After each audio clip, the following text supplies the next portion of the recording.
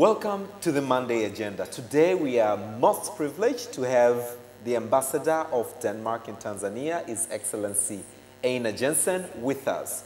You must realize, or you must have seen, that the Danish Embassy in Tanzania has been doing a tremendous work towards supporting the government achieve its development goals. And today we are here with the Ambassador to basically hear the story that the Danish Embassy has been working with the government of Tanzania. Welcome to the Monday Agenda. Thank you very much. Thank you so much for coming. Pleasure. So I understand that the embassy, or the country through the embassy, has been doing a lot of work for a long time in Tanzania. And in your opinion, I know you've been here for 3 years, but in your opinion, do you think we're making any progress? Yes, certainly I do so. I think if you just look at the financial figures, I mean the GDP per capita has increased from $200 to more than 900 in the past 20 years. The life expectancy rate have gone up by more than 20 years since independence. Child mortality is halved. So there are a lot of good indicators for Tanzania, most certainly. And I'm happy to say that Denmark has been a close friend of Tanzania for more than 50 years. 50 years? Okay. So you've been in Tanzania since after independence? Just after independence. Just after independence, yeah. Okay. So more than 50 years we've been here. I think we came in 63, 64. Okay. So at the About very 2 beginning, years. yeah. And ever since we have been providing development assistance to Tanzania, it has been one of our key countries. And currently we have an ongoing program, the 2014 to 18, to the tune of $350 million US. It entails a lot of support, just to mention a few of them, with government, strengthening TIA, strengthening public financial management, providing sector body support into Ministry of Finance, providing a lot of support for the health basket, you know, to improve health situation in Tanzania. Also activities around human rights, good governance, and particularly the business sector, which I think we'll come back to later.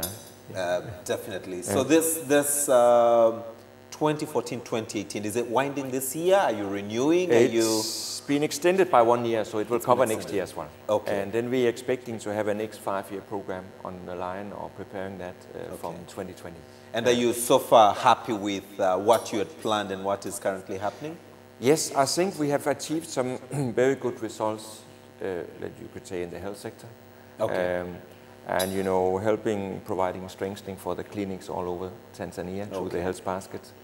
Setting up the link between public-private partnerships. Yes. There are many sort of, you know, hospitals, clinics owned by Christian social services or whatever, that are not being put to use in the past. Now, by linking them close to government, you have a partnership where the facilities already there can be offered to use for the public in Tanzania in a close partnership between government and be it any of the Christian social service.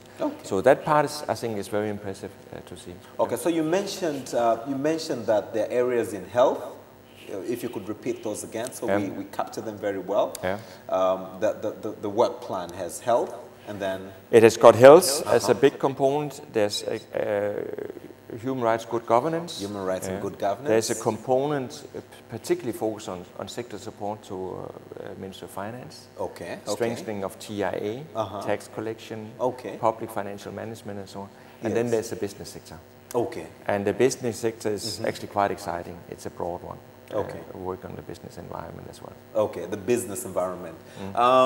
Before we look onto the FDIs in Tanzania, I believe one of the functions of the embassy is also to attract, on behalf of the government of Tanzania, investors to come and invest in Tanzania. The private sector that you've been supporting, the business environment as well. How is the response so far? I think, you know, I came here with the wish to bring in a lot of investors also. And we are bringing in some. I will give you examples in a minute. But I think for any country, you know, investors look at the investment climate. And to improve the business climate is always crucial. And I'm happy to say that, you know, the work done here in Tanzania with this blueprint on regulatory reforms needed in the business environment is excellent. You have identified what needs to be done. Now it just needs to be implemented. And if a number of these reforms are implemented, I'm sure currently Tanzania is number 137 on the index, World Bank index of doing business, and you should be able to climb down that ladder and be more attractive for investors. Okay. So it's all about implementing this. I'm proud to say that Denmark, through Best Dialogue, has been supporting this also. Okay. You know, identifying the reforms, printing it, and getting it done. So there's good work to be implemented here. Okay. That we definitely think is necessary. To mention then maybe a couple of areas where we are looking at investment. Yes. I think for Tanzania right now, it's about getting some of the big investors in. And to mention two of them, we've been working on a wind farm in Dodoma. Wind farm? Yes. Okay. Any country, also Tanzania, needs to increase you know, the capacity of energy production. Okay. And you have excellent wind. Okay. So we got Danish wind providers, you know, Vestas, Emerging Markets Power. Is it operational yet? No. We have had, I persuaded them to come a year and a half ago. A mast has been set up, a 100-meter mast to measure the wind on site, and it's very good. So what is feasible to do out there is a 100-megawatt power plant by wind mills. Okay. And when do we see this operational? Right now, there's a tender out on you know, looking for more wind energy here in Tanzania, and I'm sure the Danish you know, wind providers of like Vestas, Siemens, and so on will participate in that tender also. Okay. So we could see that a wind farm where measurement everything is prepared could be start building very soon. Okay. And I think the good thing about wind farms, it doesn't take long for them to come up. Okay. And 100 megawatt with only 24 windmills, because each windmill now 4.2 megawatt.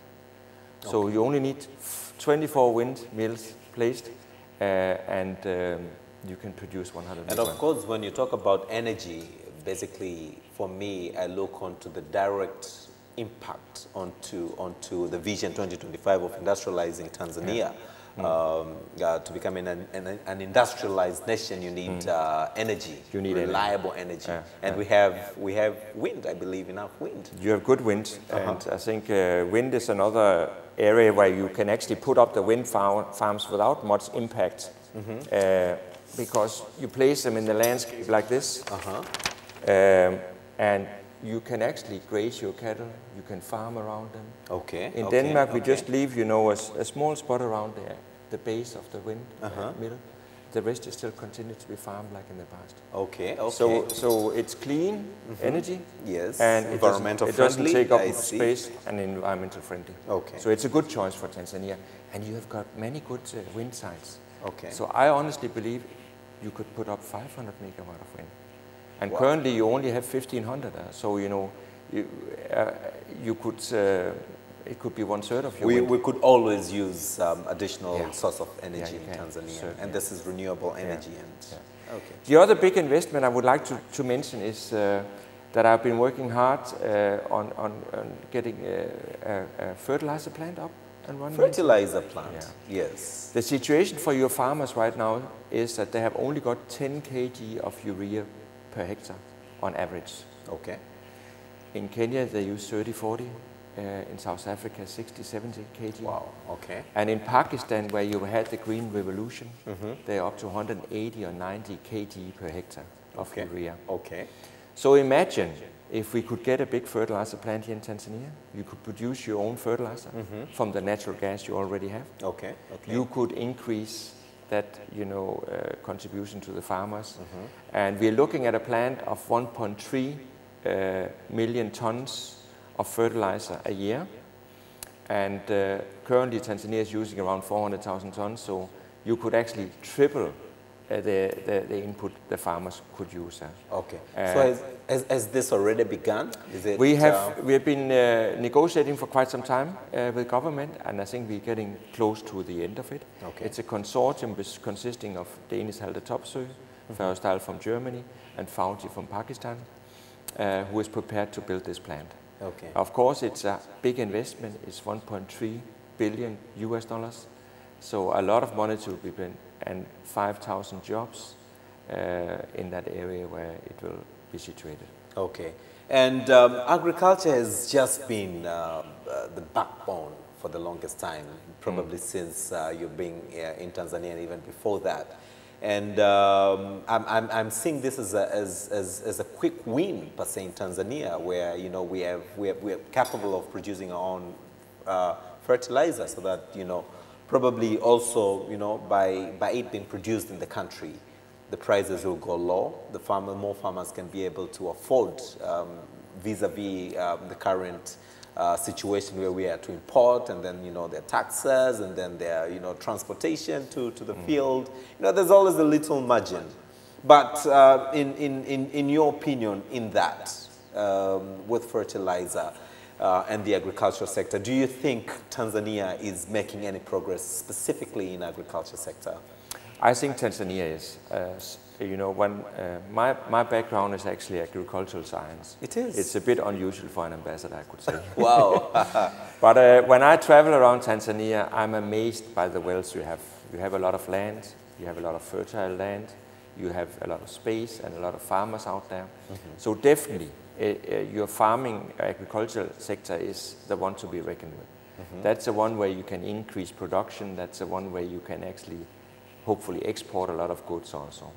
And what we are doing in the agricultural sector, we work with the AMDT, Agricultural Markets Development Trust, to improve the value chains of maize, sunflower, beans, and so on. So some of these things you could export. We work with Financial Deepening Trust to sort of look at how financial transactions can be improved. And then we have also been looking at a couple of sectors particularly, because we say, where are the opportunities? Yes. Where are the opportunities? Yes. And Denmark is a dairy country. So it is a dairy country, yes. So we looked at, the dairy farming here in Tanzania. Right now you are importing milk. We are, yes. From Kenya, Uganda, and South Africa, and so on. And you should be exporting. You have 25 million head of cattle. And if more work could be done on this sector. So we did this report looking at, the challenges and opportunities. How can you improve? It's about getting better livestock to it, but it's also about the feeding programs and so on, and the processing. You should be able to export milk, cheese, all the dairy products that we know from Denmark. So with this report, we have pointed to some of the work needs to be done, but also opportunities for investors to come. Another area we looked at is the fishery sector, because you have the sea, you have rivers, and you have lakes. In vast, yeah. And I'm happy to report that the challenges and opportunities we have discovered here is that probably your biggest opportunities lies in fish pond farming along the rivers. Tilapia in fish ponds. So we have attracted the first Danish investors, setting up a state-of-the-art fish pond. Where is it? Where? Ruvo. In Ruvo, okay. It's called Ruvo Fish Farm. And they have started out now with 30 ponds and are moving towards 60 ponds. They have set up a nice hatchery to produce small fingerlings, so that everybody can be supplied with fingerlings, and they also get the right food for it. So I think with good fingerlings, good quality fingerlings, and good quality feed, you can actually produce a lot of nice fish. And the market is endless, because, you have Dar es Salaam next door, Bagamoyo, but apart from that, you should be exporting even more than you are today. I think one of the challenges with the great work that you do through AMDT, the value chain, productivity definitely increases. It does. But the challenge that has faced the farmers, post-production, has always been markets. Market in relation to post-harvest losses, because they can't, most of these products, fish for instance, is very perishable.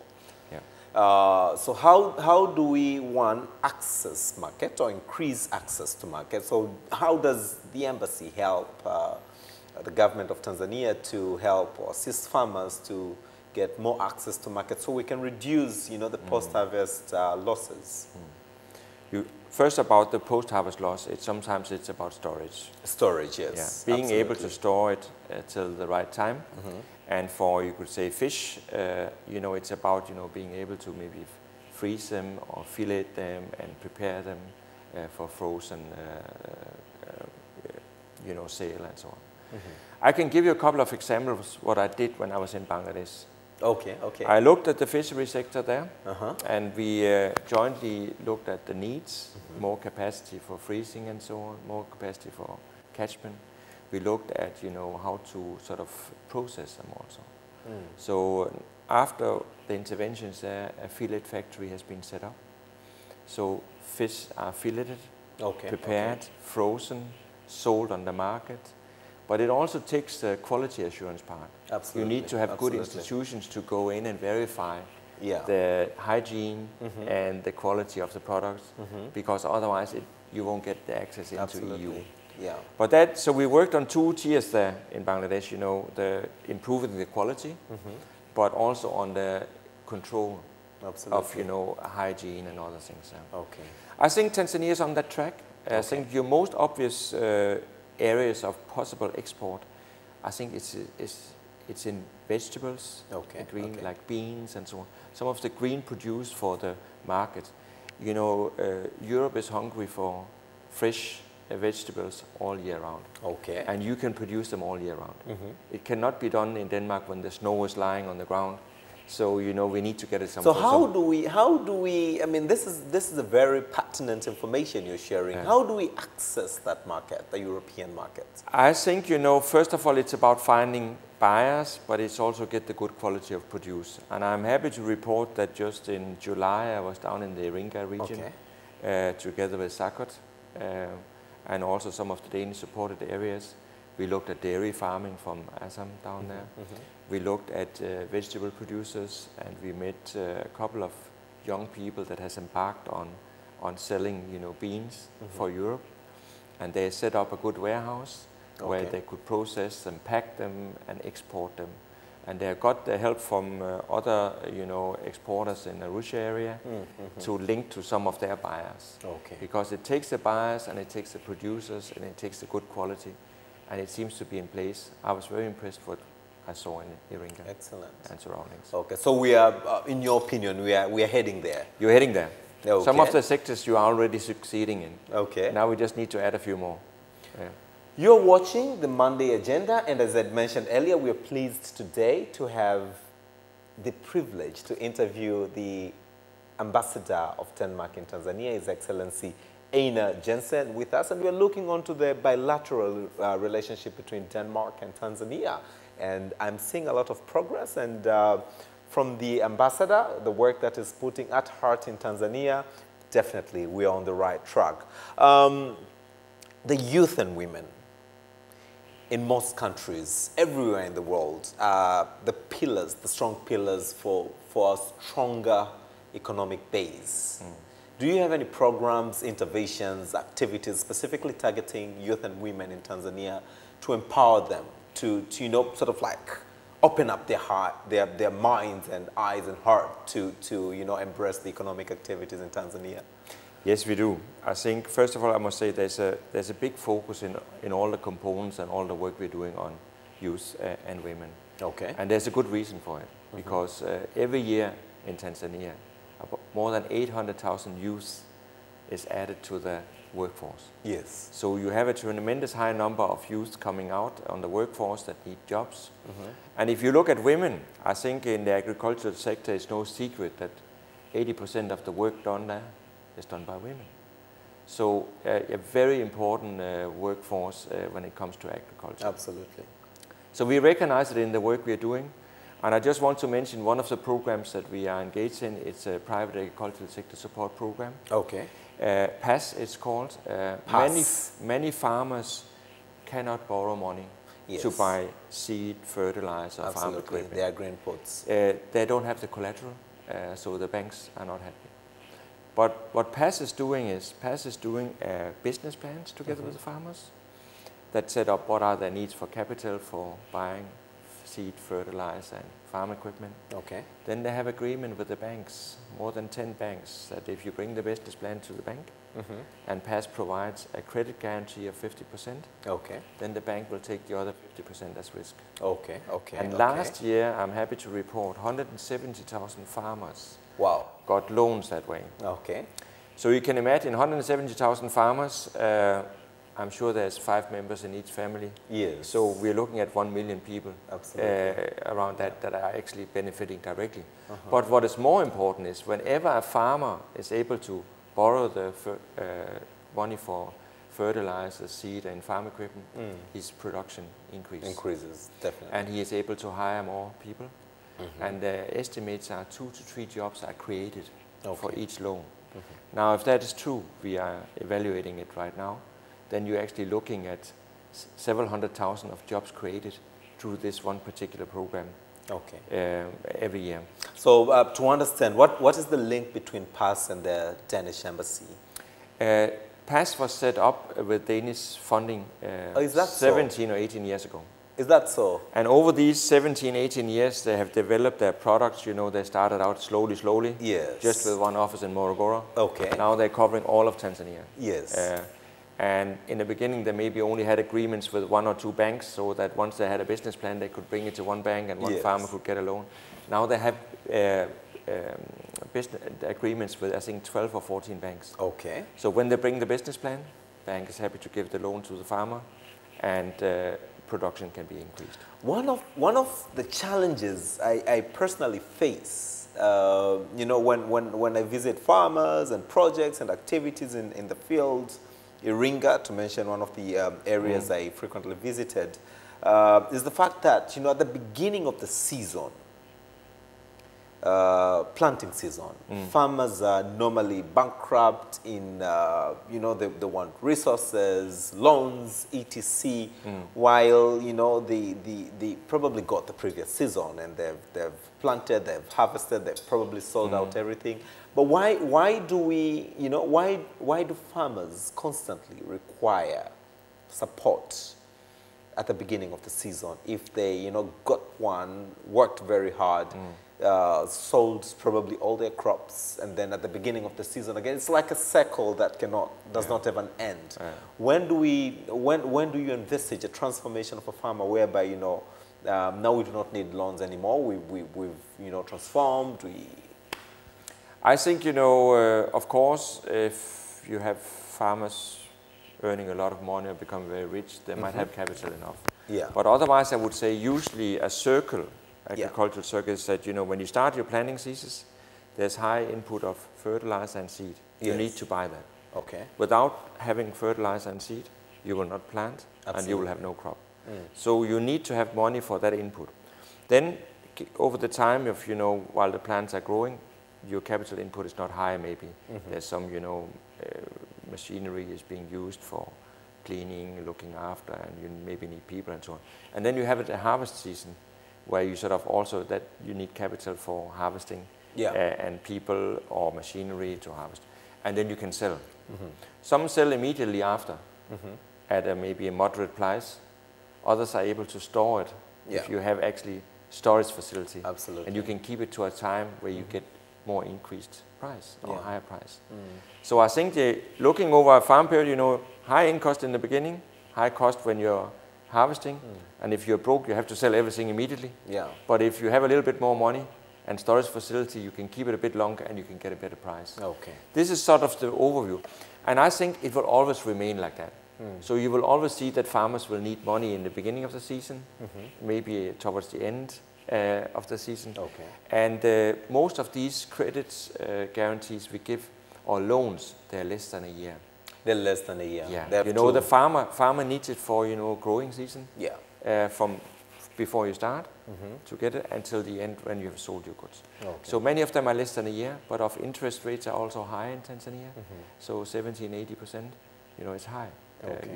You know, if you have many years, you know, 3 or 4 or 5 years loan, then it, you know, it will cost you a lot. So 1 year is enough for a farmer. Okay. I hope that one day, you know, with the great interventions of course, the support that the country, Denmark, is rendering to Tanzania. In the bilateral relation, we'll see a transformed farmer.